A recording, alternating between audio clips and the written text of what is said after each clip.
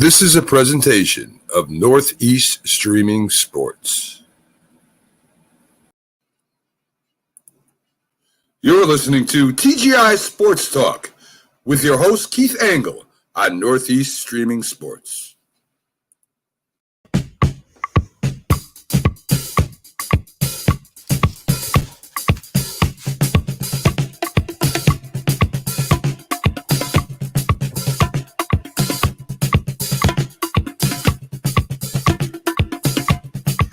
Good evening, everybody. Keith Angle for TGI Sports Talk College Sports Huddle right here on the Northeast Streaming Sports Network. Welcome to all you on Facebook, YouTube, Twitter, live tonight. And welcome to you Roku viewers who will see us on Thursday afternoon. We're happy to have all of you with us as always on this Wednesday night. Lots to cover. We're going to dive into a little more football than usual, I guess, for this time of year. We're going to talk about the Senior Bowl and some winners and losers from that experience for the seniors. I mean, I think that's the most important college all-star game that we're going to see, because they're actually coached by professional coaches. I don't know why I'm getting this distortion in my background tonight. I really do apologize. Hopefully it will stop here soon. We're also going to talk about the Auburn coaching situation and some of this, what's going on there. The angst that's going on within the Auburn program is not good. We'll talk about the Michigan offensive coordinator, Josh Gattis, moving to the U, and a couple other things. Maybe we'll look at some questions for some of the 2022 contenders. And we'll dive into college basketball, top 25. Auburn's still number one, but with a bad loss. I wouldn't say a bad loss. A loss to Arkansas, who's a really good team. The SEC's deep, deep, deep, guys. So we'll probably have another new one, number one next week. We'll also look at maybe the top 10 mid-majors, people to watch out for come March Madness. And we'll jump around the leagues a little bit, jump into some bracketology and stuff like that. So welcome, everybody. Thanks to the groups that will let me share this on the college basketball and college football side. The sports groups like the Sports Authorities with our friend John Gonzalez. We certainly are happy with our relationship with him and all of the groups that get their members to watch the show. And that's helping to grow our fan base and get our viewership up. And the Roku's going very well, too. Lots of downloads. Guys, if you haven't downloaded the Roku app, if you haven't got yourself a Roku stick, hopefully if you got a Roku TV, if you got a smart TV, you're liable to have Roku on it already. So thanks to all of you for helping that grow as well. Lots of good stuff going on with Northeast Streaming Sports, guys. New shows, new outlets. It's an exciting time, and I'm having fun with this. I hope you guys are. That's what I do for fun. I got a real job. Takes up a lot of my time. I do this for the love of it, and hopefully give you guys some enjoyment as well. There's Alan. Alan's in tonight. Welcome, Alan. We'll certainly talk about your Red Raiders later, I'm sure. We're going to start with some football, though. Rick Sherlock, what's he got to say? Another idiot team decided to fire up their opponent by stomping on the logo. Which one was that one? Was it, don't tell me it was Auburn last night, Rick. Who was this one? Let me see if I missed a story here somewhere. We'll start there if we have to. No, I don't see it. But fill us in, Rick. It was Auburn? I didn't see the highlights of this game. I actually was surfing a little bit last night, trying to get to the end of this game, and I got caught up in something else. But you know what? Rick's right. What's wrong with you guys? What's wrong with any team? You're the number one team in the country. What are you doing trying to fire up the other team? And I don't know that that's what they're trying to do. They're trying to disrespect them. They're trying to show their own machoism. Every time it goes back to Hunt guys, you know. Oh, gosh. Anyway, welcome, Rick. Thanks for coming in tonight. Good to have you with us. Our last show, by the way, before we're on vacation. We'll do something next Wednesday. I don't know what time of day. I'm going to go live on Facebook, live on YouTube, live on Twitter. I'll do the show from the Carnival Magic, and then we'll air it live, or not live, but we'll air it plausibly live on Roku the next day. It'll probably be an abbreviated version. So I hope whenever I go live, you guys are able to join me. I know you guys all have jobs too. So I don't know what time of day it'll be. It's probably going to be during the afternoon some point. I'm not sure yet. We'll see. But I love having your guys' comments, so I'm going to try to do it when you guys can contribute as you always do. So let's jump in tonight. I want to start with, I guess I want to start with the Senior Bowl. Where are we? Somehow I lost all my banners again. We got so many banners. It's hard to keep them straight these days. Let's jump with the Senior Bowl, college football. You know, there's a lot of college all-star games out there. There's been for years, and there's the East-West Shrine game. There used to be the Hula Bowl, which I don't think they even play anymore. There's still a few others that they play. To me, the one that really matters is the Senior Bowl because they're coached by theoretically professional football staffs. This year it was the Jets and the Lions, which is why I say theoretically. But anyway, they do get to see these kids up close, and they get to be coached by a different style of coach, let's say. So as far as the winners and losers go, I want to start winners in this situation. To me, winners are always the teams that get to coach this game.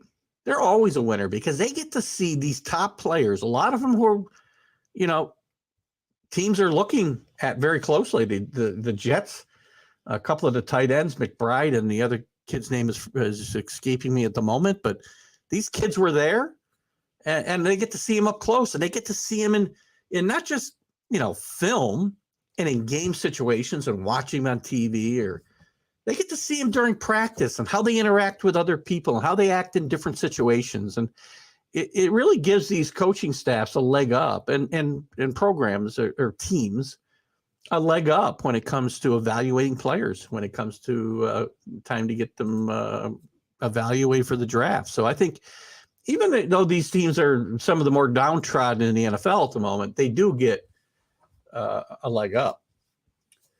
Perrin Winfrey repping Oklahoma well, being the MVP, of course, one of the big winners of the week for sure. Alan, good catch there. Some of the other guys I want to throw out there as winners this week. To me, the two best quarterbacks in the draft, both were winners this week. Malik Willis from Liberty, who's probably improved. He might have improved his stock. I mean, it might have been debatable whether Willis was going to go in the first round. I think he's a first rounder. And he definitely did very well practicing and rained a lot during that time as well. And he held up very well. I mean, he had some ups and downs like every quarterback's going to in these situations. Again, you got to remember that you're dealing with guys you're not necessarily familiar with. So I think Willis comes out a winner here because it's not just how you perform in the game. That's important, but it's what the coaches see all week long. And I think a first round landing spot is probably likely now, more likely than it was before.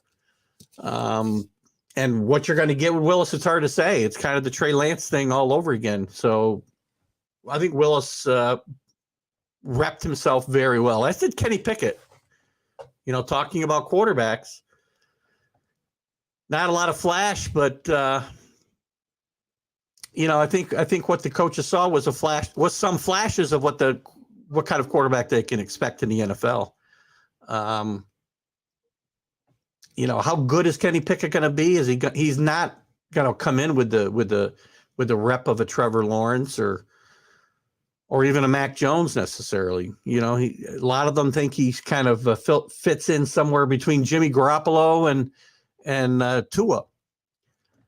You know, solid mid-class middle of the road starter, let's say. Not the best, not the worst. So he'll definitely probably be a high round draft pick, probably be a day one starter for whatever whatever team ends up with him.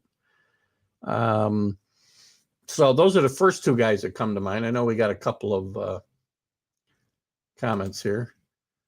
What'd I miss? Oh, Jets and Lions. They do both need all the help they can get, Rick, for sure. Willis stock is going to skyrocket. Again, Alan, it's funny with Willis. There's going to be people that love him, just like with Trey Lance, and there's going to be guys that just don't like him. They're going to degrade the level of competition that he had. But this kid's got talent, and the way the NFL's played today, you see the guys who are successful. Yes, Matthew Stafford's, the Joe Burrows, more traditional quarterbacks are still being successful. But, the Kyler Murrays, the Lamar Chases, the Josh Allens, for that matter, they're the future. Josh Allen's a little different because he's just a big, strong son of a gun, besides being able to run like the wind and do some of the things these other kids can do that we just talked about. Kenny Pickett's more, traditional quarterback. He can run the ball for sure. But I think the coaches were really happy with his poise and things like that. From the running back situation, Damian Pierce from Florida was a guy who had a really good week-long practice and will probably improve his outlook. Now, he's only 5'9", but he is 220 pounds. We'll see. And he didn't average more than like 17 touches a game in college. So it's going to remain to be seen what his stamina is going to be like as we go forward. Alan mentions here that the Steelers love Pickett, and as they probably should, and they've seen him play a lot right in their backyard there in Pittsburgh. So why do I get that horrible thing in my back? I don't know if you guys see it. Maybe only I do. I got to check out the Roku feed tomorrow and see if I see that distortion in my green screen when I move my arm. ADD's catching up with me again. Look at the Steelers got to get themselves in a position. It's all going to depend on where he goes. The scouts were not excited about any of again, it's a very weak quarterback class. And, my only point with mentioning the quarterbacks, because you got to talk about quarterbacks. They're still the talk of these all-star games, right? These are definitely not, this definitely is not a strong quarterback class. And there's going to be scouts who love these guys. There's going to be scouts that hate them, right? Every year, even with as good a class as we had last year, there was guys that were ranking Zach Wilson all over the board, guys who ranked Josh Fields all over the board, Mac Jones all over the board, Trey Lance all over the board. It's a crapshoot, guys. So we'll see how it goes. Kenny, where is Kenny? Where are you seeing Kenny, Rick? Is he on YouTube? Is he on Twitter? Where is he seeing us tonight? And I'll say hello to Kenny. Sorry, Kenny Gifford's still in Facebook jail for no reason that I can see. At least from what he told me, it's kind of ridiculous that he's there. And Facebook, you know what? I'll tell you the same thing that when you took my page down for zero reason. You need... Here, I might get kicked off today because I'm going to go on a little Facebook rant right now. He can watch, but he can't comment. Is that right? If I remember right, Rick? Is that what he told me? He can like, I don't know what you want to, he can view only. Facebook, you guys got to stop with the bots. All the crap that I have to see on my feeds all day long, political bashing on both sides, nonsensical misinformation on COVID, whatever you want to talk about. Stupid, disgusting videos. then you got bots looking for certain words or certain groups of words, and they're taken totally out of context, and you ban people. And if I disappear, guys, you'll know why. Last year when my site my Facebook page got taken down for 2 solid weeks, it was at least. And I reached out to you, Facebook, how many times? Every day, probably 3 times a day. No phone number to call. Nobody ever gets back to you. It just shows back up one day without any explanation of why it was gone. And so people, if they did make a mistake, can try to correct it, or if somebody did something on their page, they can fix it. So I'm looking for other outlets. Facebook, when I can get to the same number of followers and viewers that we get on Facebook, on Roku or Twitter, I'll be gone. Anyway, back to the football. Sorry, Alan, I didn't mean to go on my little rant there. I was defending my friend and defending myself and defending all you other people who are, some of you belong in Facebook jail. Sorry. But, from what I know, Kenny did not deserve to go to Facebook jail, and I certainly did not. So anyway, Alan, back to you. You'd love to have a guy like Winfrey in Dallas, especially since we may lose both Gregor and Lawrence. You would probably want to see a guy like that close to home. Certainly would be a good pickup for the Cowboys. We're going to get, we'll certainly start to get into the draft stuff too. So this show will cover a lot of the NFL draft, even though once they're moving on from college to the pros, it's really an NFL topic, but we're going to talk a lot about the draft as we go forward with this show on Wednesday nights. Who else? North Dakota State's wide receiver, Christian Watson, certainly was getting a lot of props this week. He measures out at about 6'4". Guys like those big wide receivers today. He's got really good arms, wingspan, let's say. And plus he showed great body control, and they liked the way he blocked in practice and did everything. He's coachable. They feel he's coachable. That's one of the things that you get to see in this situation. So Watson's another guy. UCLA tight end Greg Dulcich, are you listening? Dulcich. I'll get letters. Are you listening, Jet fans? You need a tight end in the worst way. Your number one priority ought to be a tight end. Most likely the day 3 prospect coming in. He probably has moved himself up into day 2. Maybe more. You never know what's going to happen when it comes to the draft, right? Plus, the kid's got some great hair, man. If I had hair, might be his hair. Boston College offensive lineman Zion Johnson, another one who he finished impressively, wrapping up his college career, and he got good grades all through the week. So they're happy with him on the offensive line side. Connecticut defensive tackle Travis Jones, again, probably going to be a day 2 pick, but he's a guy who really helped his stock this week. I'll get back to your guys' comments here in a second. Houston defensive lineman Logan Hall is another guy that was very impressive. Certainly wasn't a perfect week. Who has a perfect week? These are kids, and again, this is a different it's a different atmosphere for them. They're playing with guys and practicing with guys they haven't practiced with before. They're playing for coaches that they haven't ever dealt with before. So how they perform here under some adversity and pressures that they haven't felt before is important. Florida State edge rusher Jermaine Johnson. He was really tapped to do very well, and he dominated the first couple of days of practice. And he's really got nothing to prove, but he certainly didn't hurt himself when it comes here. He'll be a first-round draft pick. LSU's Damone Clark is another guy. He made himself a possible top 40 selection now at linebacker, and he was probably below that heading into last week. Montana State's linebacker Troy Anderson. This is this spotlight for some of these guys from schools like Montana State, North Dakota State.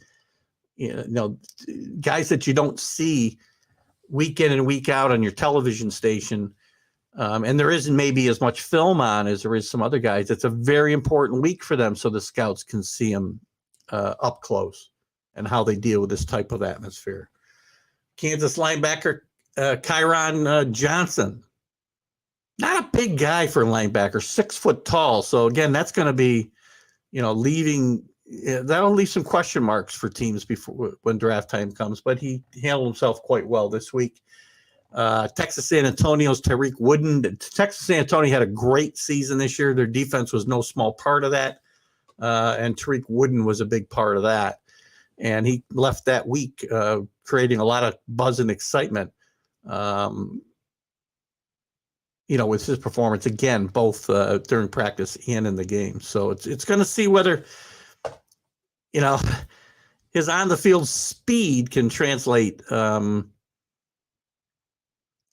he's got some pretty good size, which I think will, if that speed will translate into the NFL, then he's going to do pretty well. Baylor safety Jalen Petrie is another one who did well. Florida punter Georgia punter Jake Carmadia. The punters don't get a lot of attention ever, but you can certainly, if you're in these games, you can certainly get yourself moving up the charts pretty quickly. He did kick a couple of 70-yard punts in practice during the week, I think the same day. So a few evaluators supposedly were kind of caught off guard by that, and we're certainly taking notice. So he could be as early as a 4th-round pick now, is what's being talked about. And Penn State's Jordan Stout also fared well in his punting attempts. The losers, before I move on here, any comments we got from the peanut gallery here? Once Madness is over, we'll be talking more about the draft. Once March Madness gets through, basketball is going to take a back seat here, and football is going to go back into the front seat, and we'll certainly talk some basketball, but we'll probably be more football dominated again at that point. Tonight's going to be a little more football dominated than we've been in a while, but that's fine. We're certainly going to get plenty of basketball here in the second half of the show. What else we got here? Alan? Evan McPherson was the only kicker taken in the draft last year. We know where he is, right? You know what? You don't know where weapons are going to come from. It's a very good point, Alan. What's interesting, and every time I watch Evan McPherson line up, I'm afraid that the announcers are going to jinx the poor kid because they're heaping so much praise on him every time he picks or he lines up a kick. But he's been a tremendous rookie and a great weapon for the Bengals for sure. Good luck to Evan this week in the Super Bowl, by the way, which we'll talk about. We'll talk about in the Friday's Are You Serious show with my co-host, the Mad New Yorker. We did tape that show tonight. So you will see it. You won't be able to comment, unfortunately, but I hope you will comment in the comment section, and myself or Carlos will be happy to reply. Some of the losers for the Senior Bowl, Penn State, Jahan Dotson, wide receiver. He didn't make it through the week. Not a good song, not a good sign. He did run a strong 40-yard dash at the combine, but he's flashed plenty of talent on tape, but it's not good when you don't even show up. So this is the place to be, and he doesn't even show up. So he's a guy who's kind of resting on his laurels and hoping that that's enough to get him through there. Ole Miss wide receiver Dontario Drummond is another guy who didn't help himself any. Very inconsistent in catching the football early in the week and having trouble getting separation. So again, he's a guy who's not helping himself. A lot of wide receivers on this list. There's another one, Cincinnati wide receiver Alec Pierce. He looked like a small tight end, according to some scouts, and moved like one. His quickness is certainly way below average, and he's going to have a little trouble. And his stock has probably dropped well down the draft board. Washington State offensive tackle Abraham Lucas. He just, again, for his athletic traits are nice, but a player who's I'm reading one of the scouting reports here. His athletic traits are nice for a player who stands 6'6". He's a big man, and his arm length will help. But there's just too many so-so moments, and apparently he was very ambivalent. The scouts have come away ambivalent about his NFL projection. Fordham gets a football player in the Senior Bowl, and he doesn't. It's how do you go from Fordham and then you all end up a loser at the Senior Bowl? Not good. But he looked small, and it was a tough week for him, and he had some trouble run blocking, and he looked like he was a man among boys, according to the scouting reports. Nebraska linebacker JoJo Dahman was another one. He was the Huskers MVP last season, wore a lot of hats on defense, but did not show a lot of burst in the practices during the weekend. San Diego State edge Cameron Thomas is another guy who was one of the losers. So just a quick look at the Senior Bowl, something I think is still very important. They do still have the combine, Rick, and why I think the Senior Bowl is so important, and more important in my mind than the combine. The combine is a very, it's a very controlled environment, and you're running, you're jumping, you'll catch some balls, but you're only going to get a handful of chances. And this is, to me, a more real football atmosphere and environment, and how kids will react to certain situations that you can put them in during the practices all week.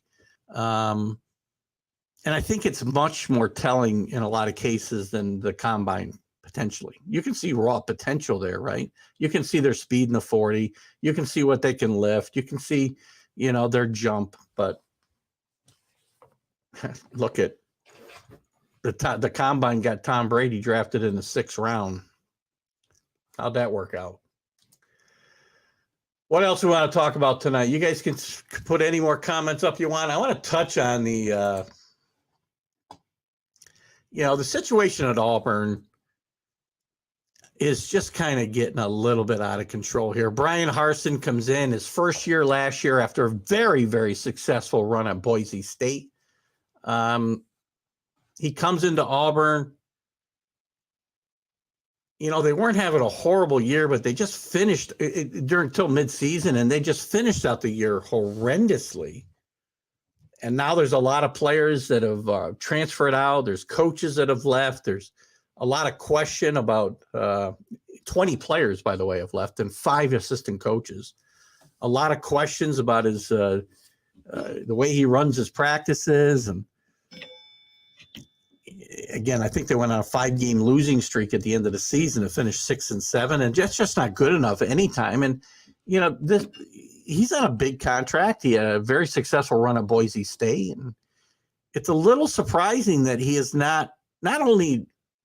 I guess it's not surprising that they had as bad a year as they had, but it's a little surprising that he's getting this type of pushback this early and potentially on the ropes. He may not make it through the summer, guys. And where's Auburn going to go for a coach then? And is this just a case? Is this just more of a case of you kids are uncoachable today? You can't be harsh with kids. You can't yell at kids. What's the saying? Help me out, Rick. Uncoachable kids make unemployable adults. And I find that very, very true. Which is why sports is so important, or was at least important in this country. because it taught you how to win. It taught you how to lose. It taught you how to respect authority and work at making yourself better. Dealing with criticism, sometimes harsh.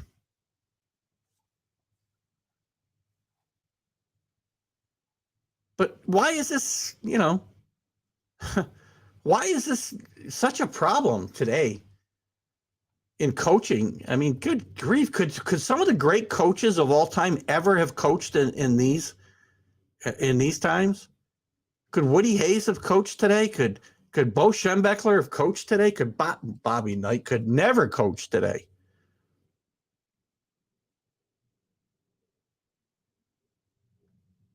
So what's left? What's left for Auburn? What are they going to do? They can fire him and pay out his $18 million buyout. I doubt that's a great option.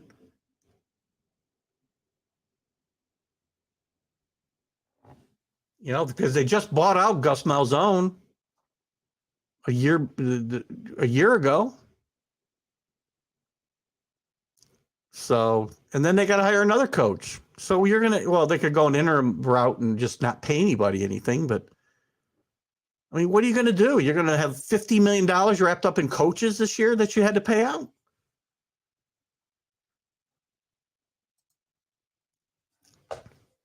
Rick says when he was coaching, we looked for who we wanted to pick and had a list of who we wouldn't pick. Well, yeah, because you wanted guys who would be tough and be able to stand up to the criticism, right, Rick? Boy, I'll tell you. What other options does Auburn have? They could attempt to fire him for cause, which would also probably mean they'd end up in court.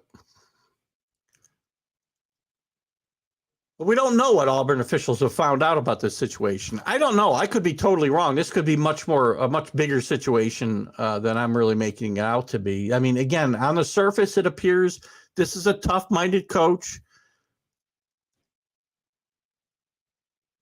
who's tough on his players.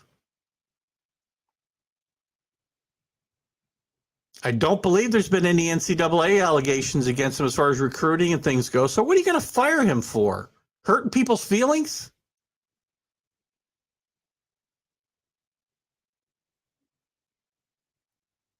Harsin himself feels like he's being attacked unfairly. Bad care, the characterizations of his character. So I don't know. I mean, gosh, you're going to fire him for hurting people's feelings? Is that really where we are?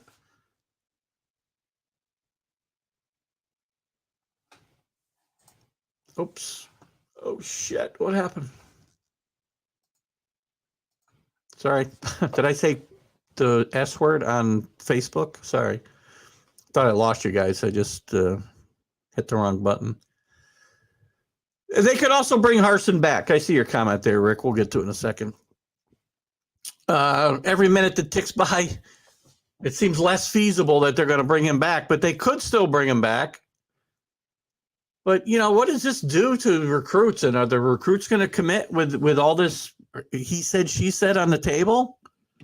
And with a coach who's in the firing block and may not be there even when the season starts? This is a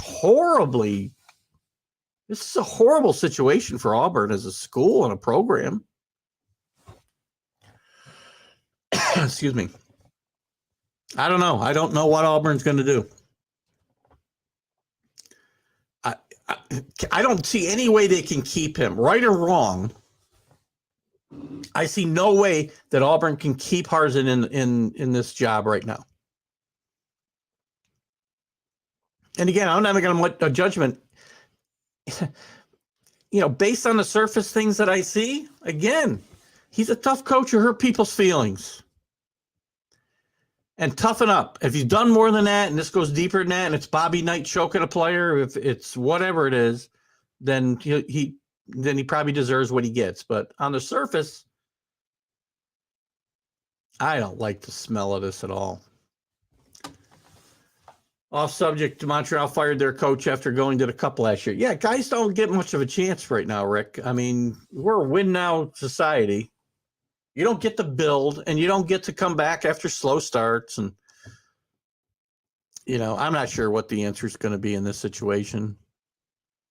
I thought it was a good hire for Auburn. He did a great run at Boise State, as I said, and I think it's a tough situation for both him and the school. And most likely, his career could very well be over. I suppose he could probably go back to being an assistant somewhere and try to rehab his reputation, but I'm not sure how you do that from here. I really don't. Let's talk a little more college football. A little bit of news. Michigan's offensive coordinator, who was up for the job, Josh Gattis, if Jim Harbaugh had made the jump back to the NFL, Josh Gattis was up for that job at Michigan. He abruptly leaves to go to the U. Interesting move here. Not sure the impetus. Maybe because, well, I'm not sure. I mean, he certainly doesn't have a better path to the head coaching opportunity at Miami. They just hired a brand new coach in Marco Cristobal. But with Harbaugh coming back and most likely staying there for the foreseeable future. So I'm not sure. I think it's about money. I don't know. He got a lot more money to go than he was getting at Michigan. And Marco Cristobal's putting together a very good coaching staff down there in Miami. So this could be a quick turnaround for Miami. I think this is a great move. For the Hurricane and maybe Josh Gattis. We'll see. He's a guy who wants to be a head coach for sure. I mean, what college assistant doesn't want to be? I don't think they want to be lifelong assistant coaches. So this is a pretty good move after bringing in Kevin Steele already to be the defensive coordinator. So I like what Miami's doing here, and I think it's going to give them.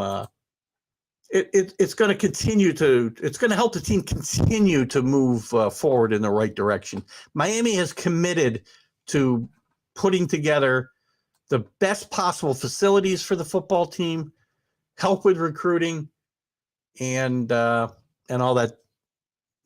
Whatever you need to do to make this team successful, this program successful, like it was for many, many years, without going down the road they went with some of the boosters in the past.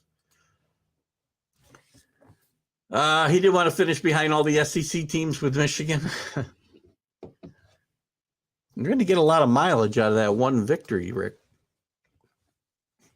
Well, more than one victory, right? But I don't know.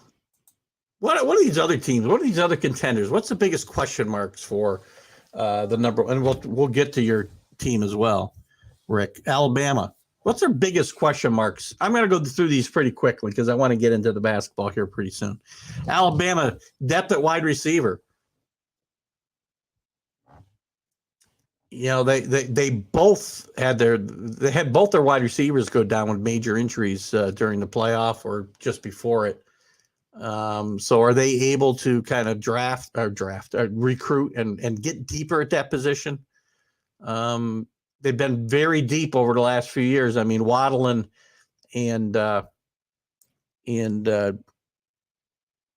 Smith going very high in the draft last year and having a big impact their first years in the NFL were an indication how deep Alabama was. And it also puts a glaring spotlight on how deep they are not anymore. The question for Ohio State going in the next year remains the defense. Can they improve what was just a horrendous defense last year? They did make a change with Kelly Combs being let go in the offseason, and they brought in Oklahoma State's defensive coordinator, Jim Knowles, who Oklahoma State's had a pretty good defense the last few years. For a lot of years, they were offensive-minded team. The last few years, it's been their defense that has got Oklahoma State fairly highly ranked. And that's something that Ohio State definitely needs, is a change of their entire identity on defense. Georgia, I don't know. What's Georgia need? No championship letdown, for one thing. It's hard to go back-to-back. Georgia's got the talent around to do it. They're deep. They're going to lose the heart of their defense in Jordan Davis and the linebacker, can't remember his first name, Dean. So how do you bounce back? How do you beat Alabama again over the long haul? They got to reload and not rebuild and not have a down season here. Is Kirby Smart? I think Kirby Smart's a good enough recruiter and a good enough coach and motivator to keep that from happening. Rick, you can certainly weigh in on your team here if you'd like. I think Georgia's here for quite a while now. Now that Kirby Smart's got the monkey off his back, you're going to see this team compete for the national championship for, I think, many, many years to come, year in and year out. Everybody's going to have a down year now and again. But I do think, they're certainly going to be in the conversation for years to come. Kirby Smart's too good a coach for this team not to be in play next year. Texas A&M, passing. Their quarterback play was atrocious last year. They beat Alabama with their second-string quarterback, and now he's gone. He's transferred out. They're going to lose Isaiah Spiller, the running back, but they got a backup in Aikman, I think his name is. I can't say his name. I got comments about my mispronunciation of names. I apologize. I do the best I can. I got a Perth education, and I do the best I can. But look at Jumbo Fisher's got to get this team over the hump. And quarterback play has been a problem for this team for a little bit now, and it's time to make it better. Michigan, they got to figure out how to replace Hutchinson and that great defense. They're losing a lot of guys there. Hutchinson, Ajabo, Daxton Hill, Josh Ross, Brad Hawkins, Vincent Gray, all heading to the draft this year. Rick has a good point. Rick, Jimbo, they do have the top rated recruiting class this year for sure. But Fisher's almost always got one of the most highly rated recruiting classes. And it's time to translate that into, I don't know, an SEC championship game, maybe. You can't just keep winning, 9 games a year, 10 games a year, and going to a New Year's Day bowl game and, some other good bowl games and not get in your league conference championship game, year after year when you've got one of the better recruiting classes almost all the time. And Jimbo Fisher does. Time to get over the hump. Quarterback. By the way, Mark Mancini was scheduled to join us tonight at 7:30, and I neglected to mention he had some personal things he had to deal with, and he won't be able to make it tonight. But Mark will be back with us in 2 weeks, hopefully. Well, it's possible Mark could make an appearance as I broadcast live from the Carnival Magic on one of my shows here in the next week and a half or so. Notre Dame quarterback, Jake Cohn's gone after just 1 year, and Tommy Rees is probably going to have he's going to be the play caller, and he's not going to have a veteran quarterback to do that. Drew Pine will still be there, but I don't know that there's a really good quarterback that can lead this team to a playoff victory on this squad, and they got to do a better job of recruiting that position if Notre Dame is going to get back into the playoff and in turn have a chance to win in the playoff. Utah, I don't know. They're a contender, but there's no major question marks on their team, but they've got to get into the playoff mode. They got to get themselves the confidence to rise above the mediocrity that is the Pac-10 or Pac-12. Obviously USC will be better with Lincoln Riley going out there and Caleb Williams being a quarterback, but I think they're still maybe a year away from being able to contend. And the rest of the league just is not that exciting. Chip Kelly's improved UCLA, but if Utah's going to have to step it up so they can overcome the mediocrity of their regular season. NC State's going to be a contender. Look out. They get a running game next year. This team could be a surprise and potentially be in the ACC championship game. And who knows, an outside contender for a playoff spot out of the ACC. Again, the ACC got a bad rap last year. Very deep, not good. They get a bad rap because Clemson was so down, but there were some really good teams in the ACC. Each one of them with flaws, but you may see a surprise contender out of the ACC next year for a playoff spot. And I expect the University of Miami to be better as well down there. Oklahoma State, they need to replace leadership. They got a really good defense, but they lost their defensive coordinator, as we mentioned a little bit ago, to Ohio State. And they're going to lose some incredible linebackers in Rodriguez and Harper. And they've got to replace 4/5 of their really good secondary. So this team is in a little bit of a bad spot. And it's going to be mad. It may come down to, it's going to come down to replacing those guys on defense. And Spencer Sanders, who's one of the most erratic quarterbacks in the country, but when he's on, he is really, really good. And when he's bad, he's really, really bad. But if he can get some consistency and reach a new level, this team will again contend for a playoff spot. Michigan State defensive secondary is certainly a place they need to go. Clemson is very obvious. They got to improve their passing game. Everybody thought that DJU, I'm not going to try his last name ever again. He struggled in his first year. Everybody thought he would step in because he did step in when Trevor Lawrence was hurt the year before, but there was more weapons around him. The team was better all the way around, and he showed last year that he's not going to carry a team on his back. So they've got to find ways to improve this passing game, and that means improving the tools around DJU. Oregon needs a better running game. And you could see it, they've had a shared backfield for at least last year, if not the last couple of years. And they really need to step it up. And because that's what Oregon has done for a long time, is be able to run the football and play defense. And when they can run the football, they'll be very successful. And that Pac-12 again is there for the taking for either Oregon or Utah or maybe USC gets good enough in 1 year. I just don't think they will. Houston will probably take a step up with Cincinnati falling back in the AAU this year. That would be my thought. They need to improve that offensive line play. They gave up I think they gave up like 47 sacks or something last year. They got to do better than that. Wake Forest, we all know what they need to improve. They need to make improvements on defense.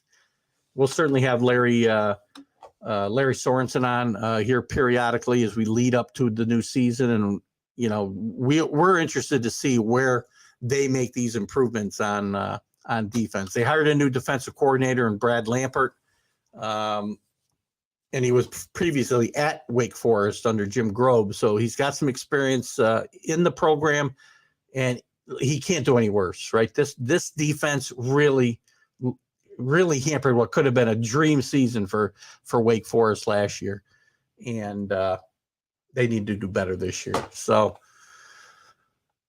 that's it. We could talk about Iowa. They need a quarterback. Baylor needs running back help. Oklahoma, they got a big turnover on offense. All the quarterbacks in that quarterback room are pretty much gone.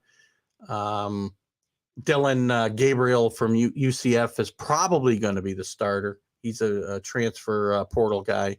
BYU needs help at running back. Cincinnati's got a lot of holes to fill on defense.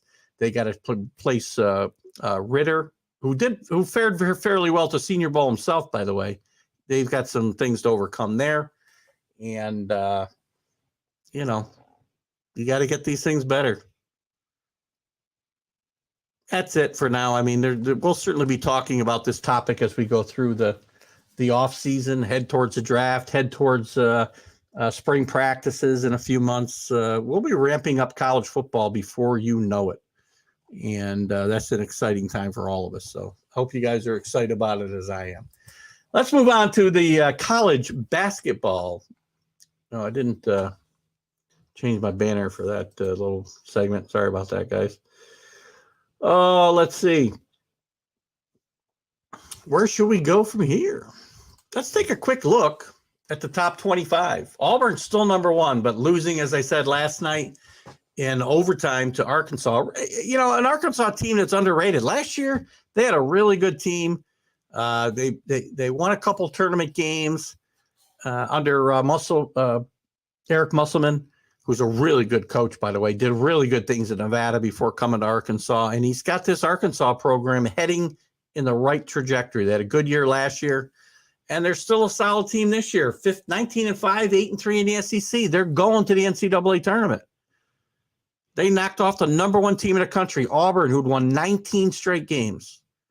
Rick mentioned earlier at the top that, you know, Auburn before the game, I missed it. Sorry,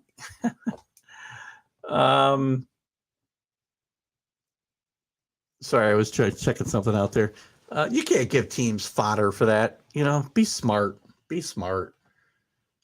See any other games pique my interest from last night. Purdue with a nice win over number 13 Illinois, 84-68, pretty handily.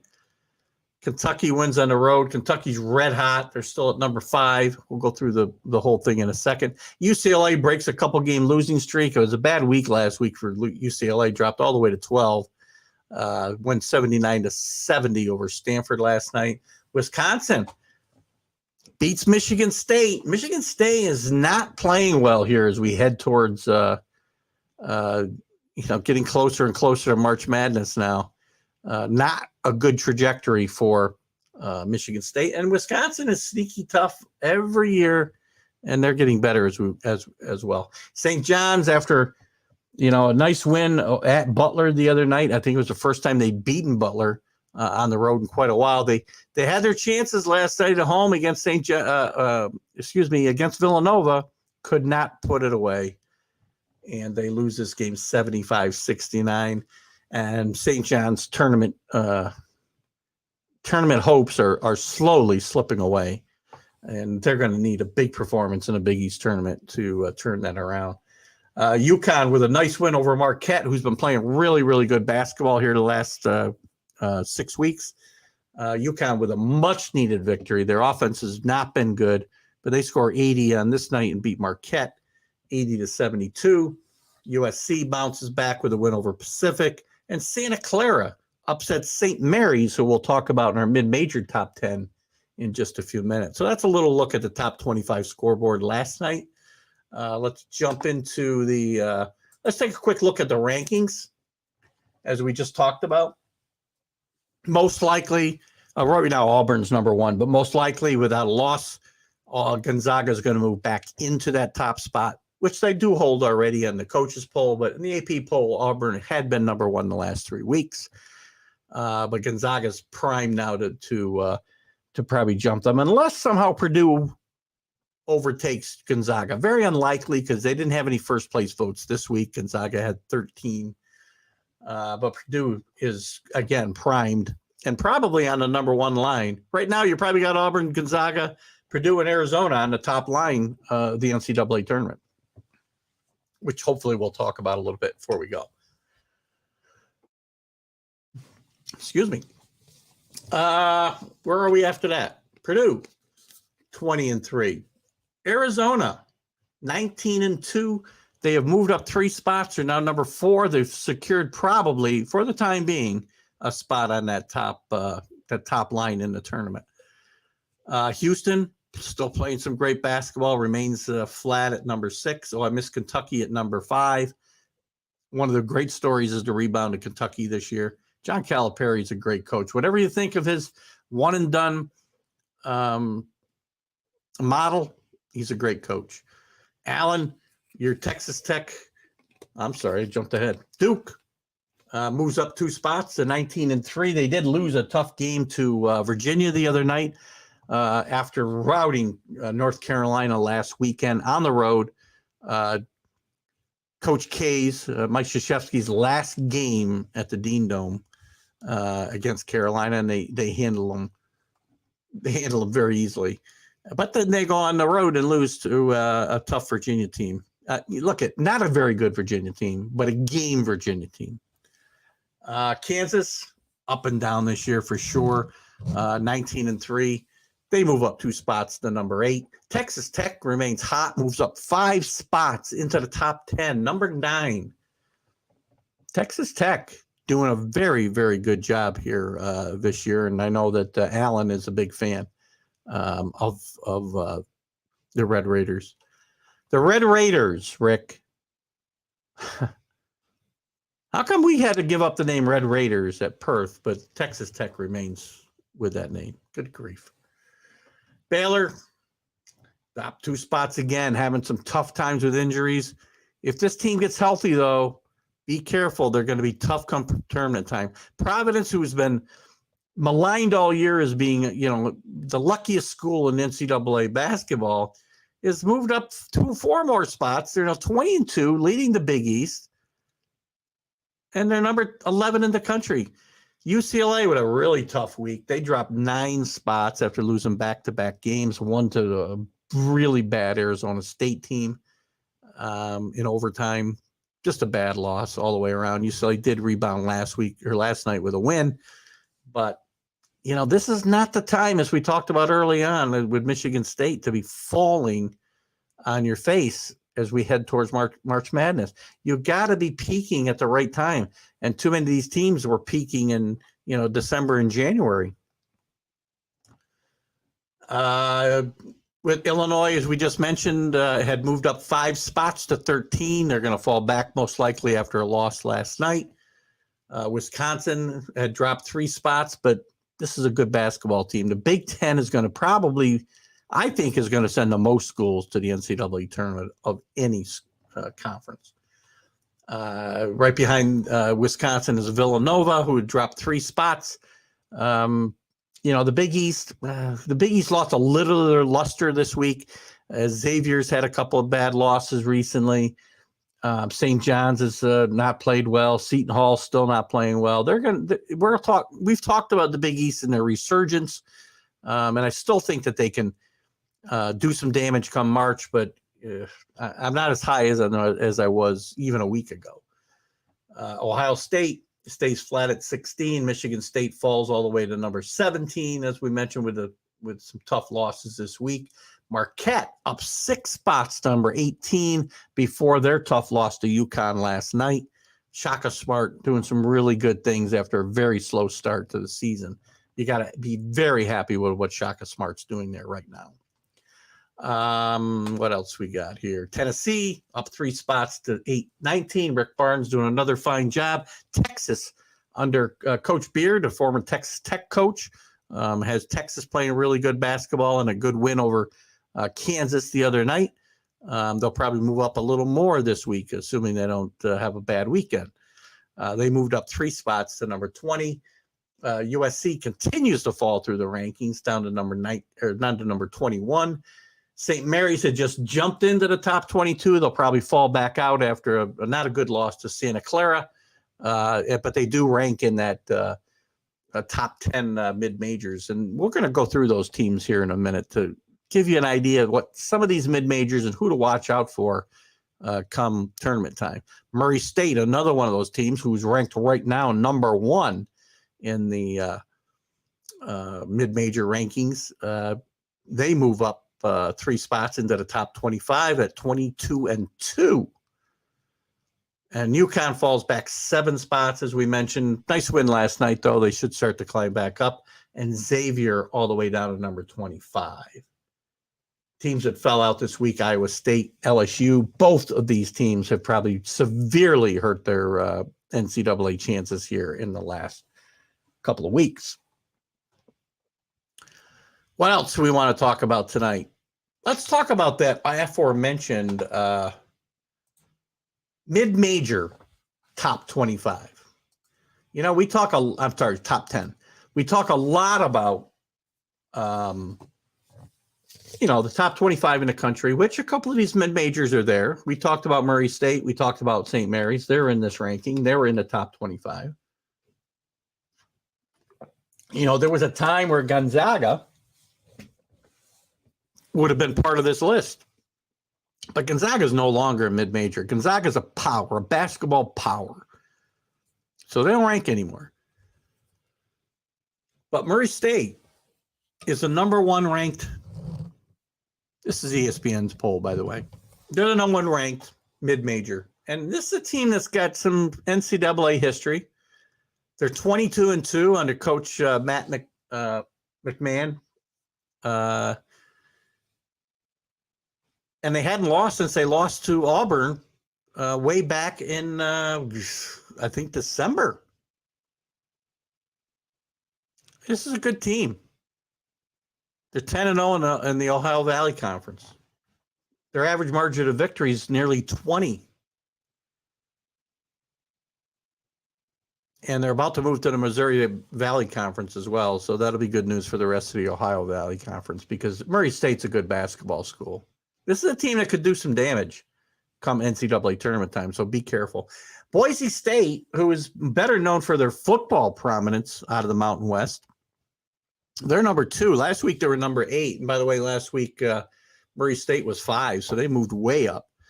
But Boise State is out of the Mountain West, and they are on a winning streak here at 18. I'm sorry, 14 in a row. Looking at Auburn. Auburn, before when this article was written, was the only team in the country with a longer winning streak. This is a team that's beaten Utah State on the road, San Diego State on the road, Fresno State on the road. It's a very good basketball team and an underrated basketball conference in Mountain West. But Boise State isn't usually one of those teams in basketball that we're talking about. Football, yes. Basketball, no. St. Mary's at number 3. They move up. Now, St. Mary's is, always got a pretty competitive team, and they've had the bad fortune of playing in the same league as Gonzaga for the last several years. Now, this is a team that plays pretty well. They've got some pretty good wins. They've got wins at Utah State, wins at San Francisco, who we're going to talk about in this list here in a minute. They beat Oregon on a neutral court. They beat Notre Dame on a neutral court. So there's some good wins in this St. Mary's resume. And it's quite possible the WCC is not a one-bid league. Gonzaga's likely going to win this tournament, this postseason tournament. And if they do, you're going to get consideration for St. Mary's and in turn San Francisco as well. So we'll talk about them in a second. And St. Mary's has got a chance to do some damage because they've still got 2 games with Gonzaga.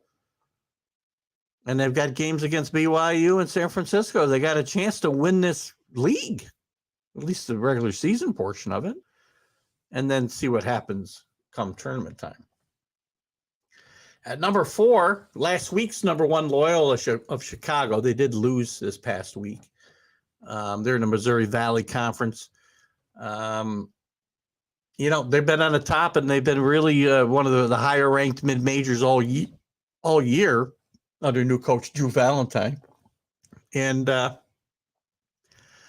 it's going to be very interesting to see what happens if they don't win this league, whether they're going to get an at-large bid. But they fall to number 4 this week. Davidson Wildcats, who has spent much of the year leading the A-10, and they did bounce back after a tough week a couple of weeks ago. They bounced back with a couple of really good wins, and they actually their coached his 1,000th game, Bob McKillop, who's been there a long, long time, obviously, coaching 1,000 games at one school. Great job. Before this year, his claim to fame was coaching the great Steph Curry and had that team in the Elite Eight. Gosh, what was that? Almost 10 years ago, probably 10 years ago now, or maybe a little bit more. But they're playing really good basketball in the A10, as we said. They're 7-1 in league play, ahead of St. Bonaventure, who was one of last year's darlings and the last couple of years' darlings. The Bonnies have played very, very well over the last several years. The A10 is well represented with those two schools and some others. VCU is always very competitive, and it's going to be interesting to see how many schools come out of the A10 this time around. We'll take a quick look at that possibly in a few minutes. UAB out of Conference USA, the University of Alabama, Birmingham. They had burst onto the college basketball scene when they got to an NCAA tournament. Oh gosh, I'm talking now 30 some years ago when Gene Bartow started that program from scratch and had them in the NCAA tournament in just a few years of existence. And this team is very, very scrappy in Conference USA, and they're playing really, really good basketball, and they've got wins. They've got wins over some of the best teams in Conference USA or the A10 as well. They beat St. Louis recently, so watch out for the Blazers come March. BYU, get this out of my way. What's going on? BYU, again, with a pretty rich basketball history, not really winning tournaments, but they've had some exciting teams over the years. And they're now number 7 amongst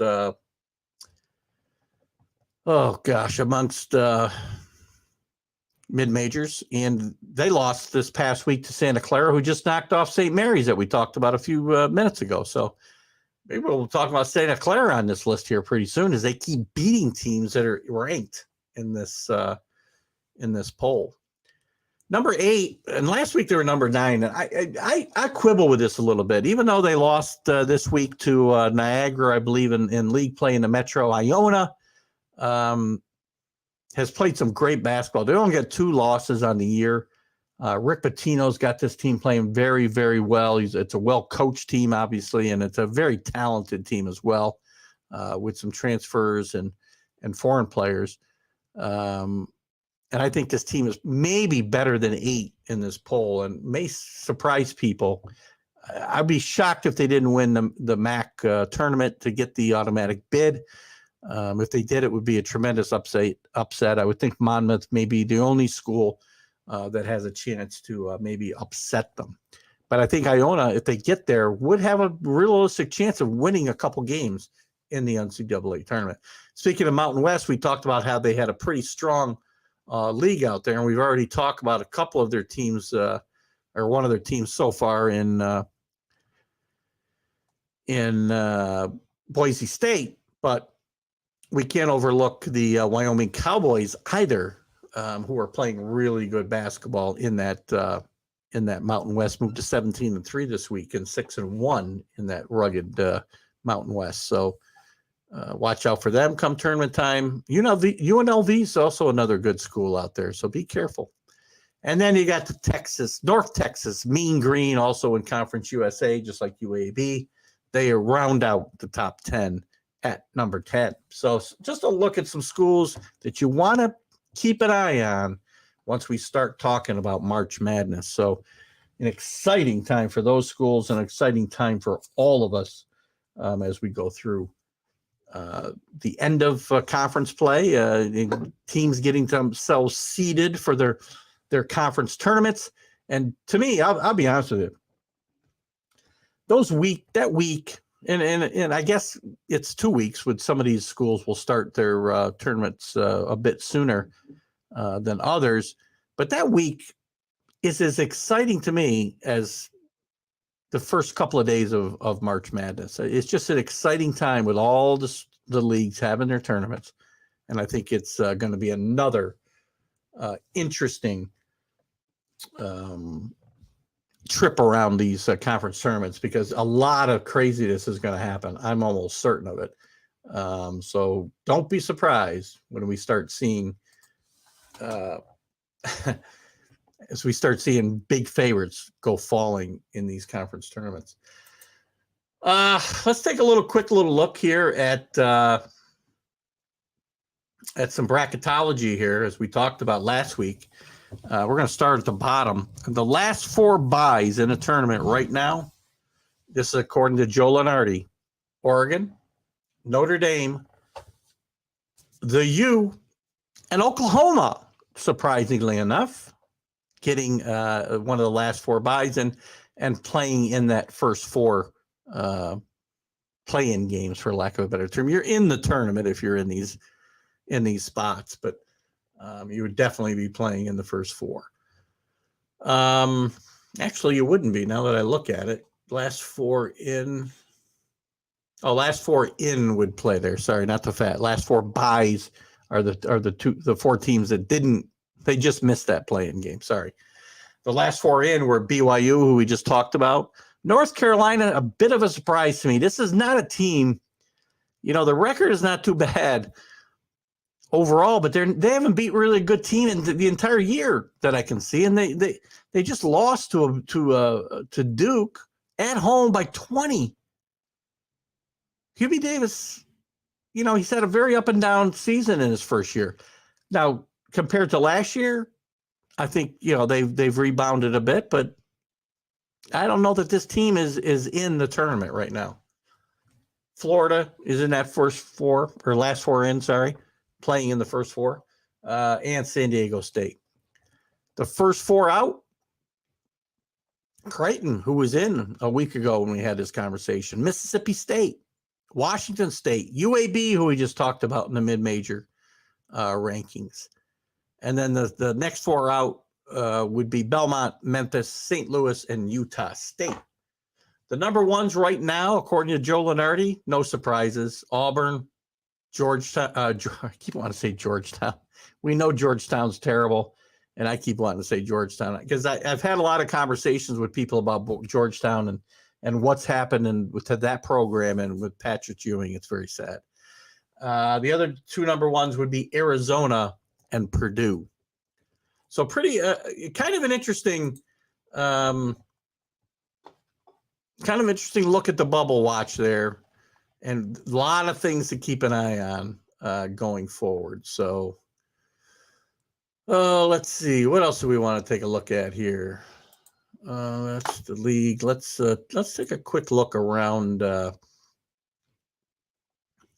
Let's see. Bear with me here a second. What did we want to talk about next?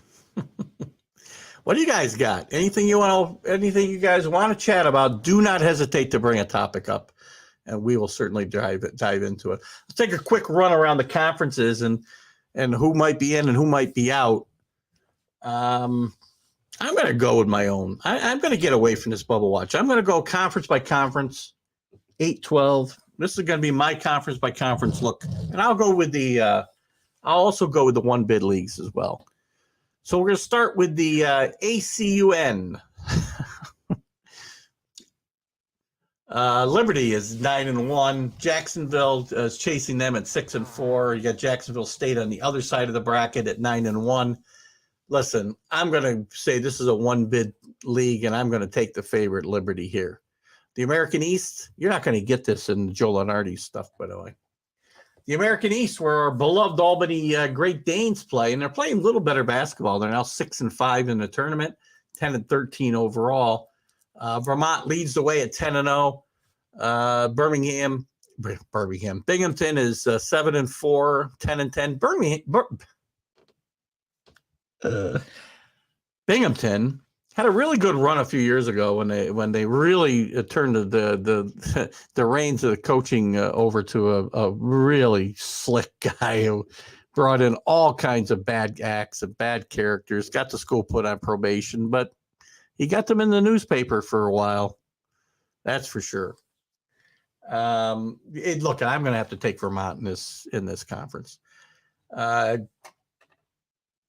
The AAC, Houston, we know they're going to get in, win or lose. I would say that they're going to win this tournament, and they're going to get SMU will get in. That might be it. Tulane might sneak their way in. I don't think Tulane's sneaking in. Sorry, they're 10-10. They're not getting in the tournament. The only other team I'm going to say has got a chance here would be possibly Memphis or Cincinnati could slide in depending on what they do in their tournament.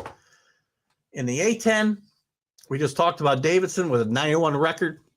St. Louis right behind him at 8-2. VCU there at 8-3. St. Bonaventure now has fallen back to 5-4. I would see three bids coming out of this league. They could sneak a fourth one in depending on how Dayton does in the tournament. But I would say that this is going to be a 3-bid deal with Davidson, St. Louis, and VCU, the favorites to come out of here. The Atlantic Coast Conference, not a good year at the ACC, as we've talked about week in and week out. Just a bad. It's just a bad league. Duke is leading away at 9-3. They're 19-4 overall, number 7 in the country. They are certainly the class of the league by far. The only hard to believe, the only ranked team in the ACC is Duke.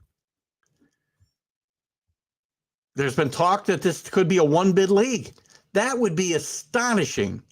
In a 68-team field, the ACC, with this rich history, would have 1 bid. I don't think that's going to happen. I think they're going to get at least 3.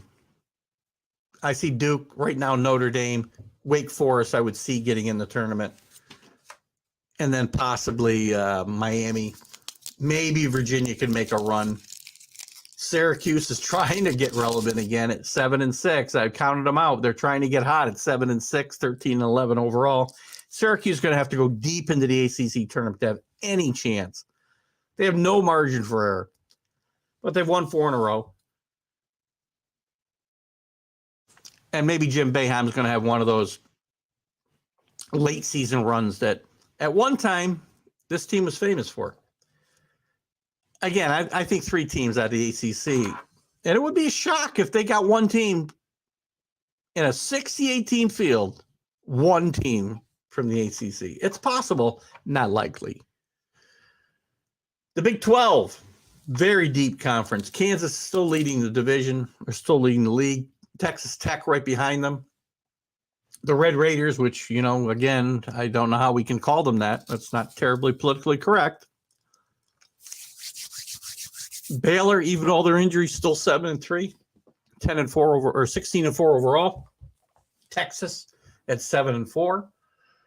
Look, I think this league gets Kansas in, Texas in, Baylor in, Texas Tech, TCU with Jamie Dixon's team is starting to play like his old Pittsburgh teams in the Big East. He's before I think he was gone before they left for the ACC. But they're starting to play like those old Pittsburgh teams. And Jamie Dixon's a good coach. Watch out for this team. They're going to be dangerous come Big 12 tournament time, and they're going to have a chance to make the NCAA tournament. And then Oklahoma. So they could have 1, 2, 3, 4, 5, 6 teams, I would say, have a shot out of the Big 12. Some people would think more, but look I can't be saying West Virginia at 3-7 in the league and Iowa State at 3-8 are contenders for the NCAA tournament unless they shock the world in the Big 12 tournament. The Big East, I was talking them up a bit a week ago, saying they might have as many as 7 bids. This week was not a good one for some of those teams. Providence definitely in. They're the front runner in the tournament. Villanova right behind them. UConn with a big win over Marquette last night. They've not been playing good basketball before that, but playing better right now with that big win last night. Marquette, until last night, was probably one of the hottest teams in the country, and I do see them getting in for 4 bids. Xavier might have put themselves squarely on the bubble with a couple of losses this past week, and Creighton the same thing. Seton Hall probably needs a late season push to get in, and St. John's has probably sealed their own fate here, not able to beat any of the good teams in this conference. The Big Sky, 1 bid league here, most likely. It's either going to be Weber State or Montana State, probably getting that bid, but don't rule out the Montana Grizzlies. The Big South, the Longhorn. I would love to pick the Longwood Lacers because I'm not sure how Longwood got into NCAA Division I basketball, but I'm going to stick with a tried and true NCAA competitor in Winthrop. We got a couple comments here. Let's just see what we got before we continue. Rick's got 6 getting in the Big East. Let's see. Let me back it up, Rick. I'll go back to so we got Providence, Villanova, UConn, Marquette in. Yeah, well, yeah. Xavier, right now Xavier's in, according to Joe Lenardi. That'd be 5. And then you're going to either have Creighton or Seton Hall. Yeah, they could have as few as 4 or as many as 6. I would say that's probably accurate, Rick. But again, I would have said they had a shot at 7 a week or so ago, and that's starting to certainly go. So in that Big South, as I said, Winthrop, the tried and true NCAA tournament participant, Winthrop. The Big Ten. This is the league I think is going to surprise with a lot of entries. Purdue's going to be in. Wisconsin's in. Illinois is in. Ohio State's in. Michigan State, even with their late season collapse here, is in. Rutgers starting to play better down the stretch here. Moved to 13-9, 7-5 in the league. Again, they're going to need some wins in the conference tournament. They still got a shot. That's 6. Michigan playing much, much better basketball. Does need to do some work. 7. Indiana, under 500. I'm sorry, game over 500 in the conference. A 16-7 overall record.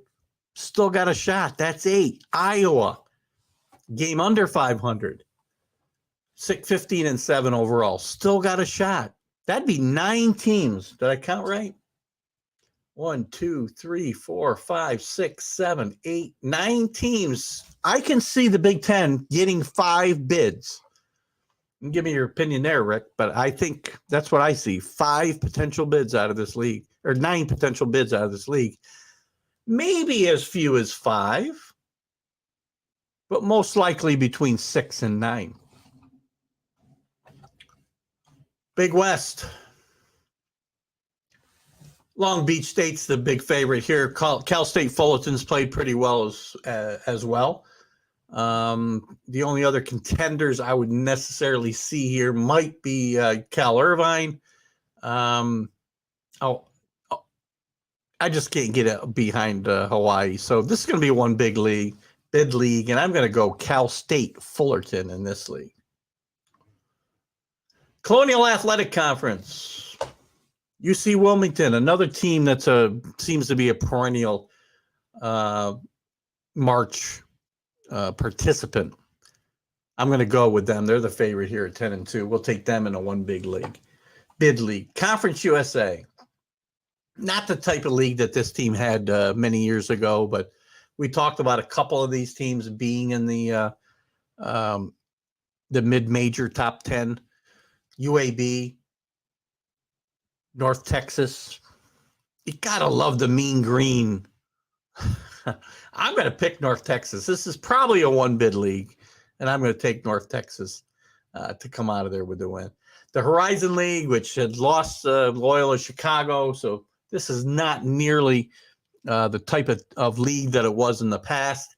Cleveland State is the prohibitive favorite here. Oakland is playing very well as well. But I got to take Cleveland State here in a one big league. Ivy League is a one bid league. Yale, Pennsylvania, Princeton, all battling for that top spot. Tommy Amaker's Harvard Crimson have not been very good the last couple of years after having some very good success in the tournament for a couple of years. We're going to take Princeton to finally be at the top of this when it all plays out. The Metro Atlantic Conference, which we just talked about, I see Iona not losing this. St. Peter's has got a really good team. Butch Lee, who I've had on this program a couple of times, great player at Marquette. Remember the 1977 championship team? His son is one of the stars on that team.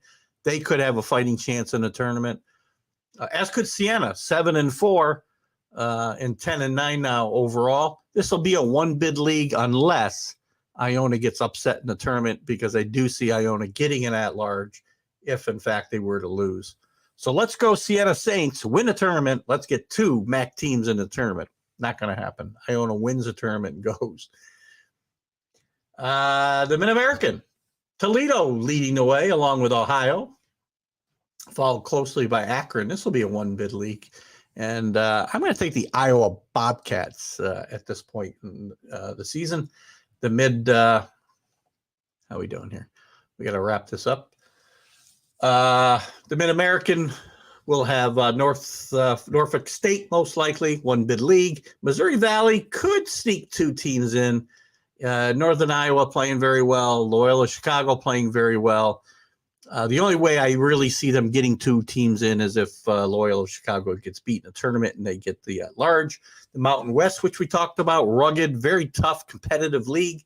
I can see Wyoming winning this, and I can see this. I can see the Mountain West getting three bids in the tournament, maybe even 4. How about getting more than the ACC out of the Mountain West? That would be remarkable in my mind.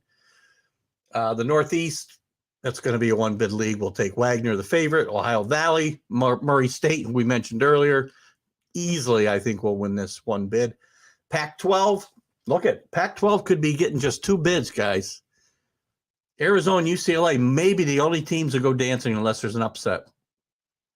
Oregon, maybe will get an at-large consideration. USC could get an at-large consideration. They'll probably get in. I'll give it 3, possibly 4. Depending on what happens in the tournament. The Patriot League, it's a one-bid league. We'll take Navy to beat out Colgate and Army here. Southwestern Conference, again, a lot of bids going to be good here. Auburn leading, Kentucky, Arkansas, Tennessee, all in the East. Is that the East? Oh, it's one. They're in conference. I thought they played in divisions. Sorry. 4, 5 in Mississippi State, possibly. LSU's played them out. So this could be just a 5 or 6 bid league this year. You know, Florida's going to have to play their win. Mississippi State's going to have to play their way in. The Southern Conference, we'll take the Moccasins of Chattanooga. The Southland Conference, we'll take the New Orleans Privateers just because we love that Privateer name. Southwest Athletic Conference, we will take the Southern Jaguars to get this one. The Summit League will take Oral Roberts, who's done some damage in the past few NCAA tournaments. In the Sun Belt, another one-bid league. We're going to take the Troy Trojans to upset Appalachian State and get the bid there. Gonzaga, the West Coast Conference, Gonzaga's in. St. Mary's most likely in no matter what. They might do well to get to the conference final, though. Santa Clara, all of a sudden, puts themselves in the conversation after trailing behind all of these teams and San Francisco. San Francisco have gone into a bit of a slide. So again, this is probably a 2-team league, a 2-bid league. Could get 3 with the right combination of factors here. And then the Western Athletic Conference, most likely a 1-bid league. I can see New Mexico State getting the nod here. Guys, it's been a fun night. I appreciate all you guys coming in. Rick, Alan, joining me in some college football and some college basketball talk. We will be live at some point next week, and we will have the show aired on Roku. This show will air tomorrow at noontime, by the way, on Roku. So I hope you'll join us there. I want to thank all the groups that let me share this. And I thank all of you for coming in and watching the show and supporting me and TGI Sports Talk in general right here on the Northeast Streaming Sports Network. Stay tuned for more exciting sports talk right here on Northeast Streaming Sports. Guys, have a great Wednesday night. We'll see you later. Keith Dangle out.